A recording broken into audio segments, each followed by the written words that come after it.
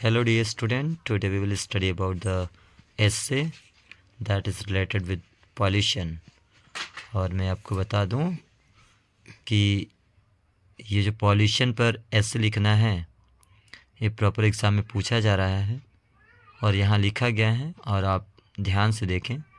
सबसे पहला काम आप टॉपिक लिखेंगे पॉल्यूशन जो यहाँ पे लिखा गया है और फिर उसमें एक हेडिंग लिखेंगे इंट्रोडक्शन। लिखा गया pollution is a very big problem. आप समझ गए होंगे कि पॉल्यूशन जो होती है एक बहुत बड़ी समस्या है। It is very dangerous for living beings, human beings also you can say. Pollution is mainly causes by the human activities which harm our environment. और यहाँ पे कोटेशन लिखा गया है, कोटेशन में है environment pollution is an incurable, यहाँ spelling error है, INCURABLE। मैं बता दूं, थोड़ा सा मैनेज करता हूं और फिर बता देता हूं। जो ये लिखा गया है ये होना चाहिए इनक्यूरेबल। क्यूरेबल का मतलब क्या होता है? क्यूरेबल का मतलब होता है कि जिसका क्योर कर सकते हैं, उपचार या इलाज कर सकते हैं। इनक्यूरेबल का मतलब ला इलाज, जिसका कोई इलाज ना हो उसको बोलते हैं incurable disease. Environmental pollution is an incurable disease, it can only be prevented.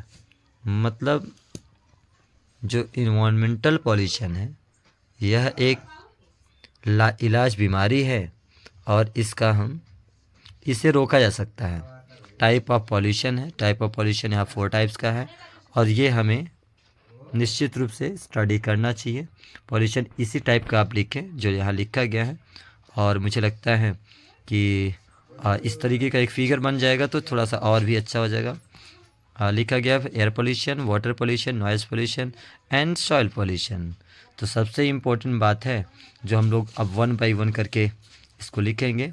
यहाँ लिखा गया air pollution. Air pollution is mainly caused by the same of industries, factories, motors, smoking and wastage. Air pollution affected our health. It causes many types of disease as lungs disease, asthma, such type. Okay, so also once again you get the quotation, be a part of a solution not parts of a pollution. इसका मतलब किसी भी हल का एक हिस्सा बने लेकिन पॉल्यूशन मतलब प्रदूषण का हिस्सा ना बने। तो आगे चलते हैं, आपको देखना है नेक्स्ट क्या है। हाँ देखिए, तो अब हम लोग को वाटर पोल्यूशन के बारे में स्टडी करना है। ये सेकेंड वाला है, फर्स्ट था air pollution and second is water pollution. The main causes of water pollution is industries, waste, garbage with the included many types of poisonous chemicals going into the rivers, other types of cannon and wastes including single use of air bag, air polythenes and such type of things are related with water pollution।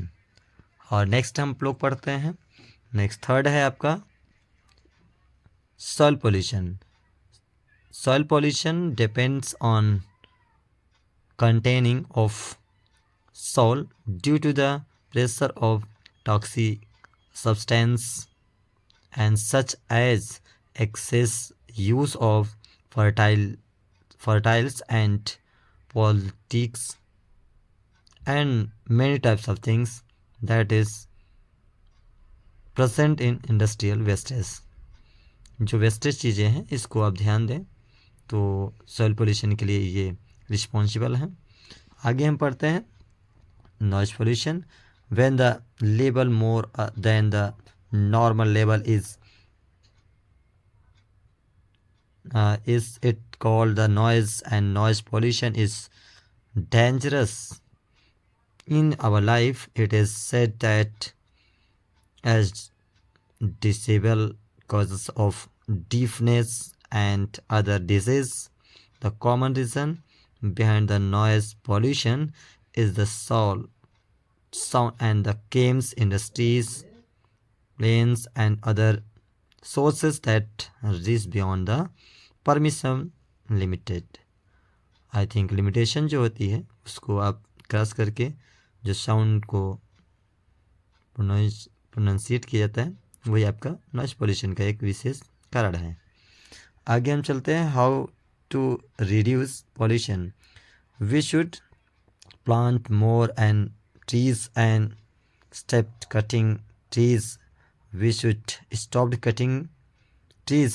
We should use in industrious and environmental friends, and that should be avoided the single use of the plastic. It should be such type of item should be stopped. Pollution reduced and recall are the best measure stop pollution, means इसको रोकने का ये उपाय है। Conclusion पे चलते हैं। Conclusion में है, the pollution is one of the dangerous issues impact the entire whole world. These are the denying the fact pollution disturbs our balance in the environmental. और इस तरह से जो पॉल्यूशन है ये वेरी इंपॉर्टेंट है। और लास्टली क्या है, ये आप कोटेशन देखेंगे। कोटेशन में लिखा गया है, a nation that destroy its soul destroy itself. एक नेशन जो अपने मिट्टी को डिस्ट्रॉय करता है वह अपने राष्ट्र को डिस्ट्रॉय करता है। तो इस तरह से आप अपने पॉल्यूशन टॉपिक को अपने बोर्ड की परीक्षा में लिख सकते हैं। थैंक यू फॉर वॉचिंग और हम मिलते हैं नेक्स्ट वीडियो के साथ। Okay dear student, thank you. जैसा कि आप देख पा रहे हैं सेंट्रल आइडिया हम लोग को इस लिखने के लिए आता है। तो यहाँ पे लिखा गया है central idea of fire and ice.